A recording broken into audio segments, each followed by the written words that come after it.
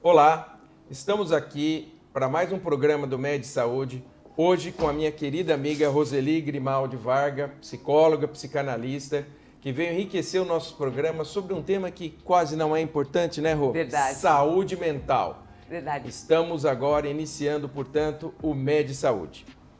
Eu já inicio, Roseli, te dizendo o seguinte: o que é saúde mental? Defina para nós. Então vamos lá. Esse é um tema tão recorrente hoje em dia, né, nos nossos consultórios, em função de tudo que a gente vem vivendo e tudo que nós passamos, né? Então, saúde mental é um tema muito amplo, né? Mas vamos tentar trabalhar com esse tema. Segundo a OMS, Organização Mundial da Saúde, a saúde mental, ela se traduz por 3 pilares. Então, o bem-estar físico, o bem-estar emocional e o bem-estar social. Essas 3 instâncias, elas têm que estar em equilíbrio. Mas como é que a gente faz para essas 3 instâncias estarem em equilíbrio, né? A gente fala que eu preciso me conhecer, eu preciso olhar para mim, eu preciso reconhecer o que há em mim, como eu tenho feito as minhas escolhas, como essas escolhas são feitas a partir do quê, né? E essa conjunção desses 3 fatores, se eu tenho bem-estar físico, se eu tenho bem-estar emocional, que faz parte dessas estruturas emocionais, né? Certamente eu vou ter um social mais adequado.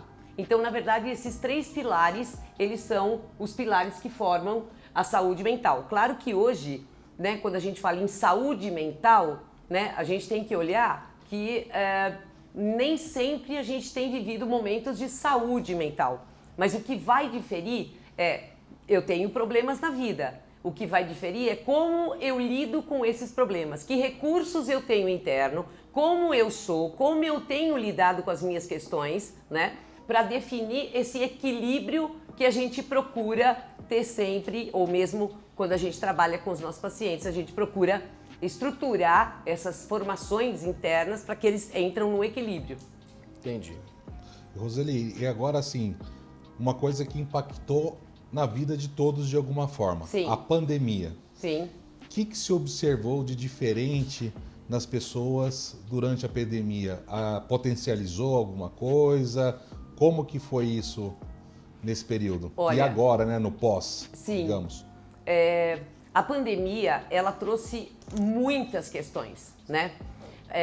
Primeiro porque nós nunca havíamos passado por esse tipo de situação, né? Então, quando a gente viveu o momento do lockdown, eu não posso ver, eu não posso estar com, eu não posso sair de casa, né?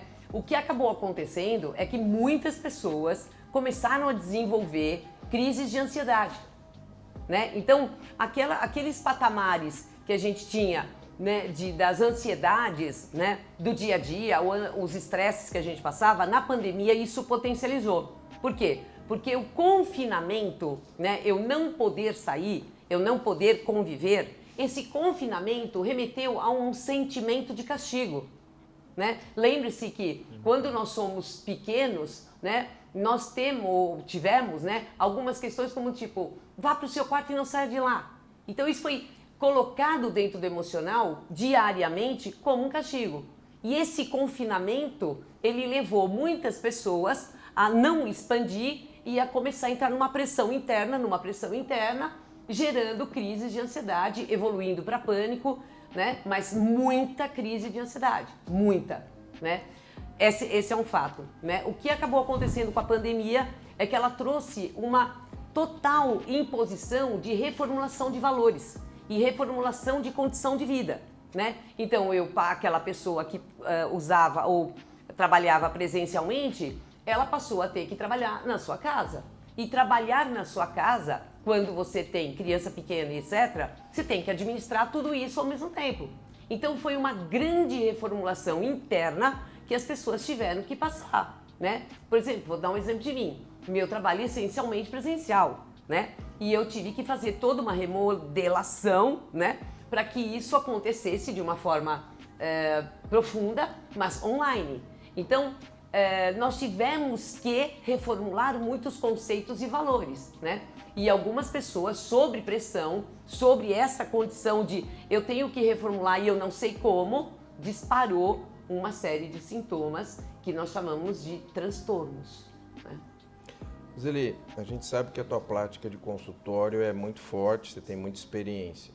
Você acha que essa transição das sessões presenciais para sessões online, houve alguma perda? Qual é o teu sentimento enquanto terapeuta de uma sessão feita presencial e de uma sessão feita online?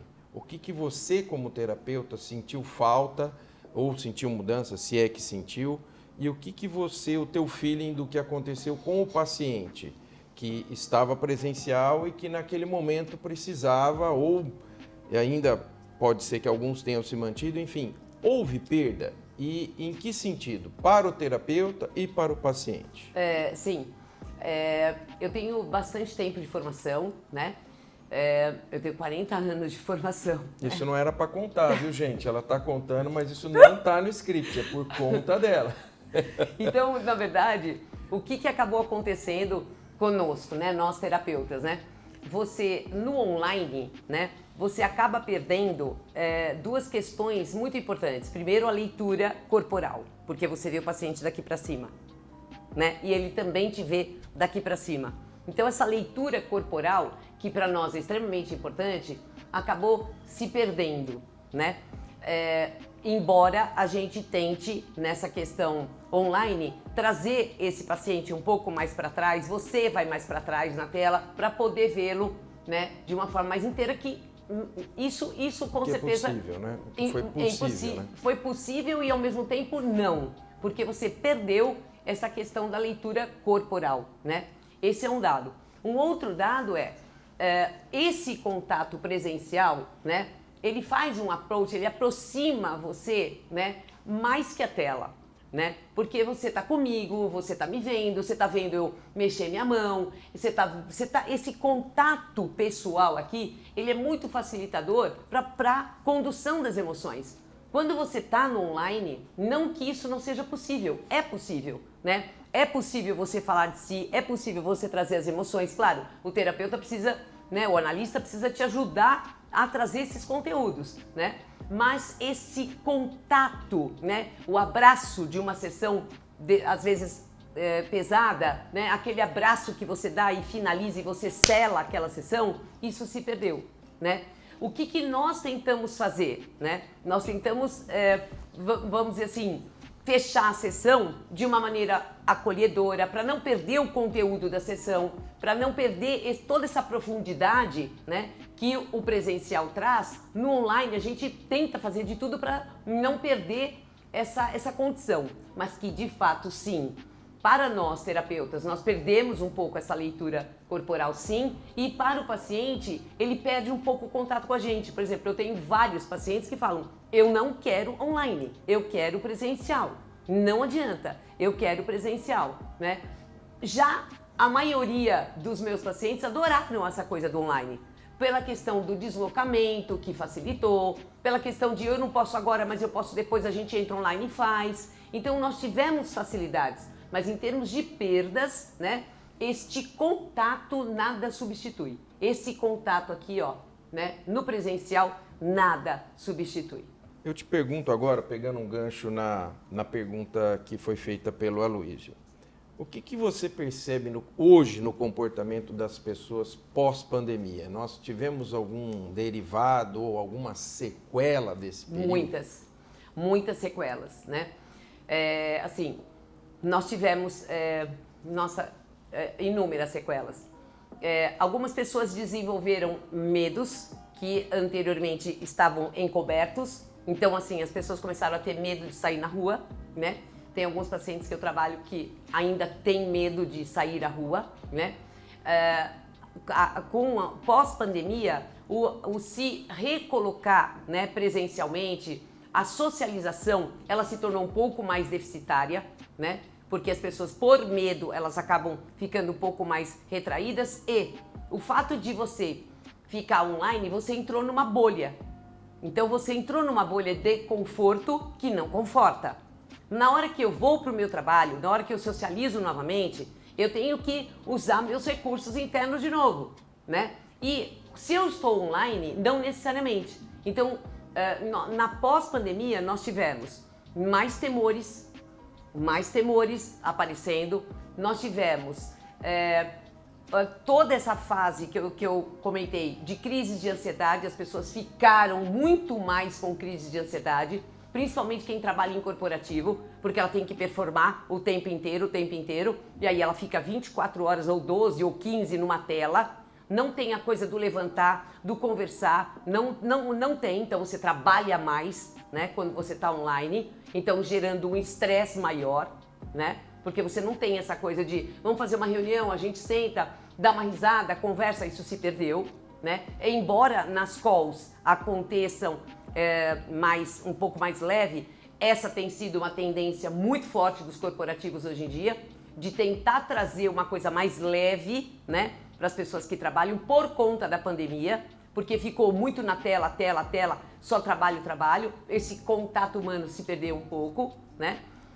Tivemos isso como perda, tivemos o contato humano que se perdeu, então eu fico mais eu comigo, né?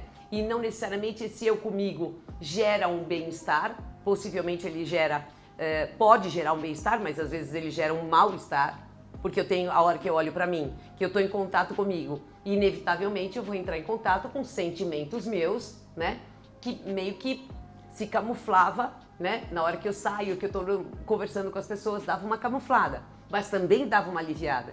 Bem, estamos aqui com a doutora Roseli Grimaldi, que vai responder agora se nos adolescentes o que nós temos observado mais, mas só depois do intervalo. Muito obrigado, não saia daí, nós voltamos já.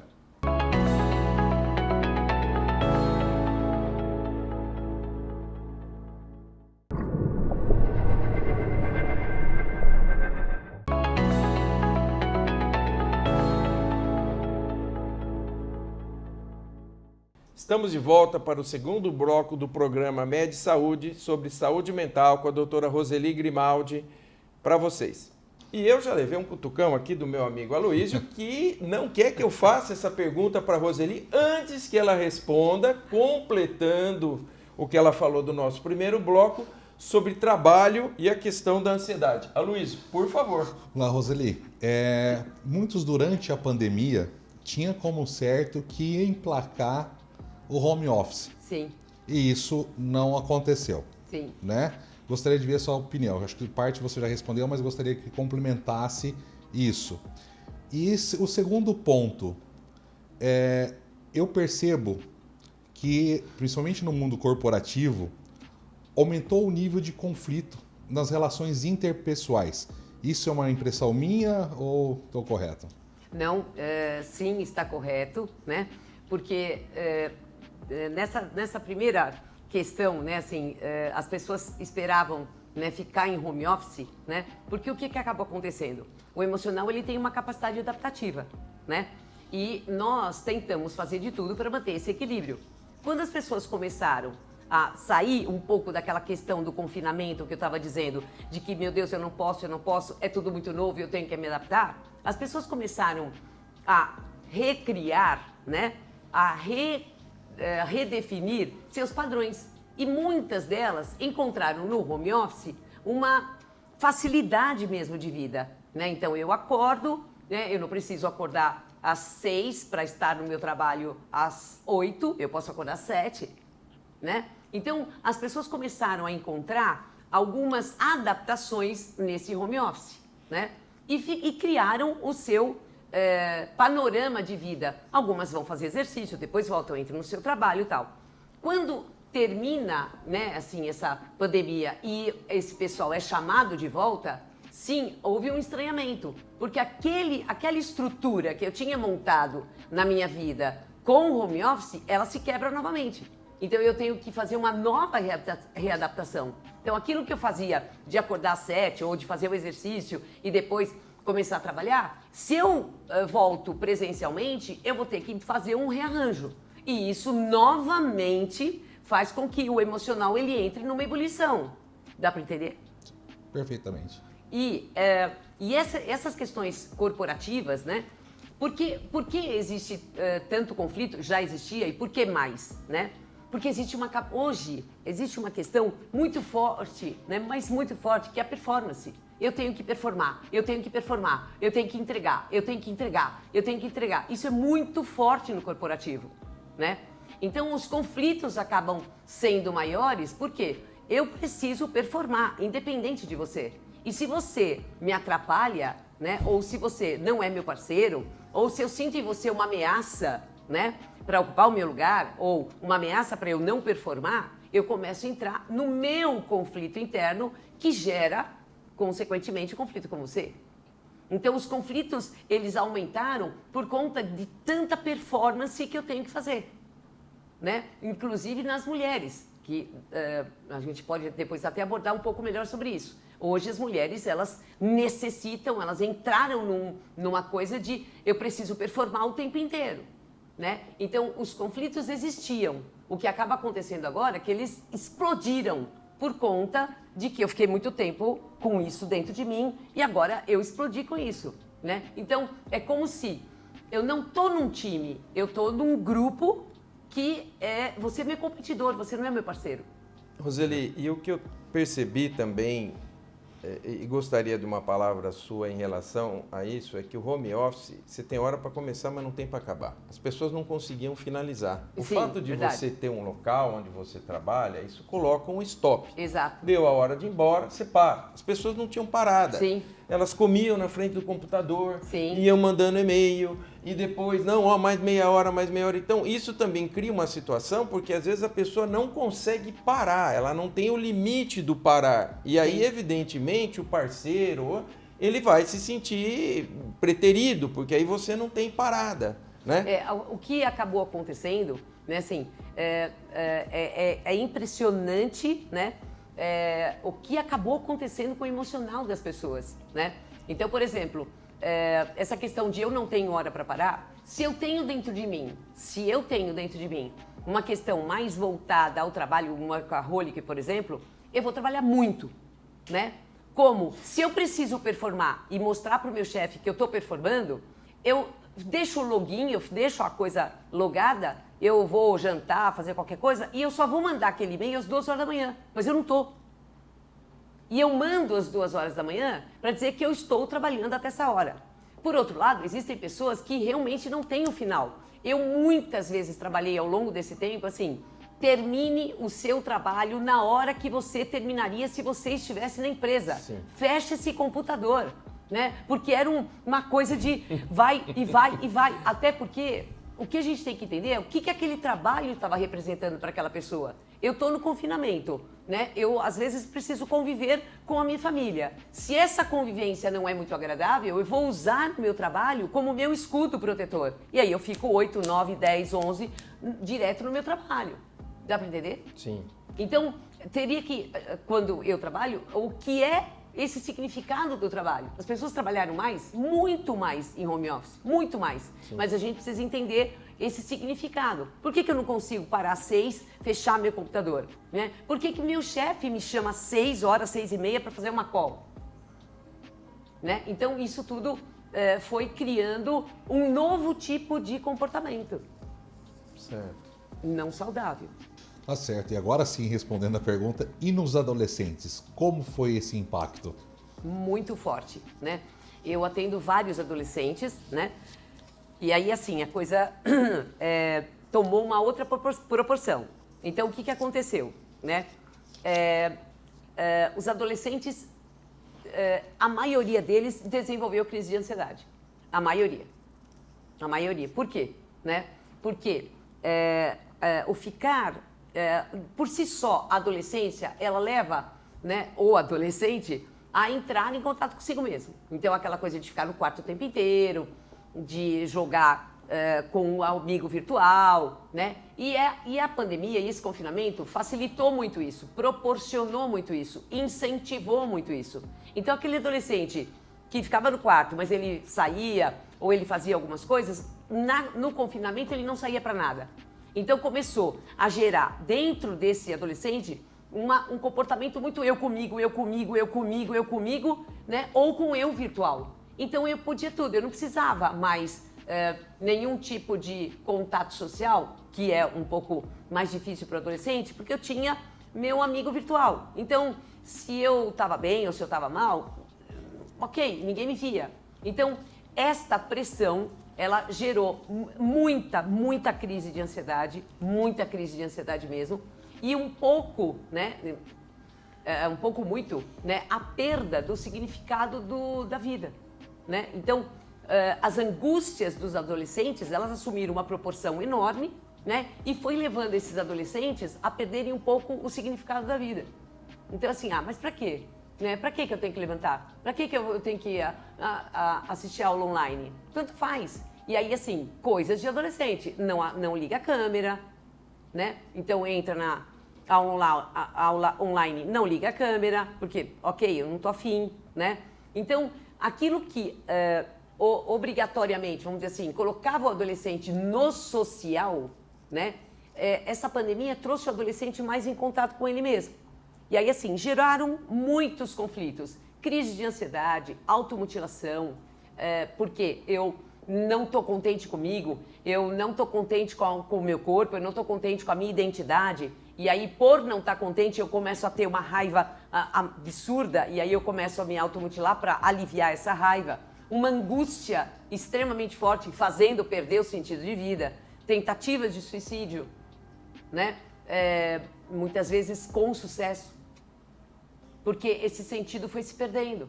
Então, esse adolescente também foi se perdendo, né? Então, eu não preciso mais sair do meu mundo, eu não preciso mais sair do quarto.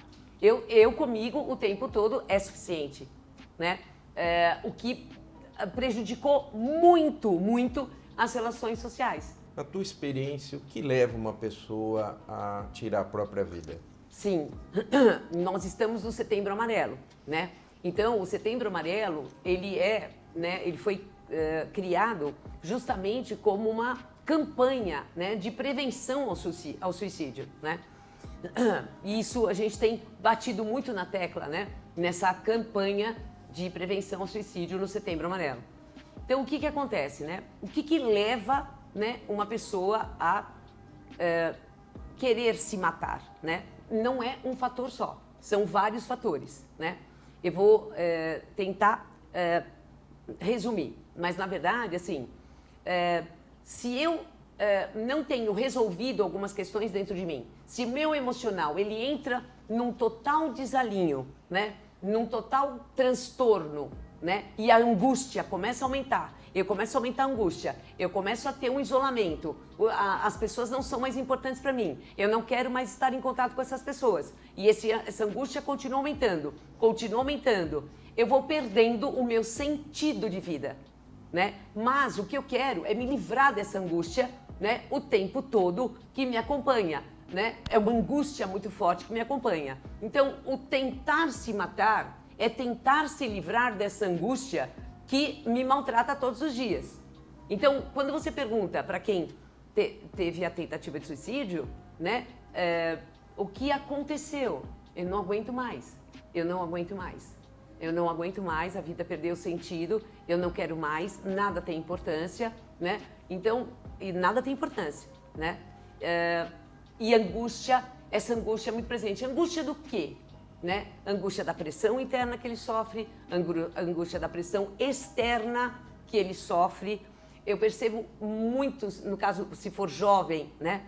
Uma estrutura muito frágil emocional, né? Então, quando ele vem para a terapia, a gente fortalece muito essa estrutura, mas as estruturas emocionais muito frágeis, muito fragilizadas, né?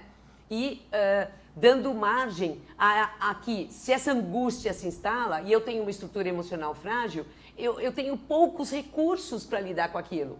E aí eu entendo que a morte seria uma saída para eu me livrar desse peso enorme que me acompanha, né?